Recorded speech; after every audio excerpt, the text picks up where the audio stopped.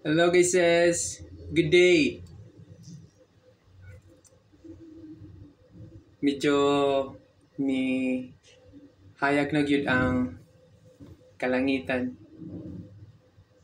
Wala gyud kay ta naapektuhan sa bagyo. And salamat ta nga wala na pareha sa Cebu, sa lain pang lugar nga grabe kayo ang epekto sa bagyong Teno. And naibagyo na pong maabot pero sa laing lugar noon siya maigo. And once again guys, amping lang kita permi o alerto lang kita sa tuang palibot.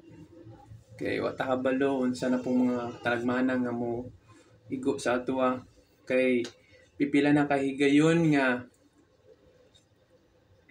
ang linog. So kana di nato na ma-predict gyud ng linog. So amping lang gyud og maalertohon lang gyud ta permi. And mao na akong challenge sa inyo sa tuang tanan. Alerto lang gyud kung magbinantayon ta sa tuang palibot. Medyo hayag na gyud ang panahon. Nindot na kaayo. So ready na ta to workout pag-usab. Walking and jogging ta next week guys. At 2,000 pulang yuta padulong. Kaya kay taas-taas jud kayo na nga agi niya.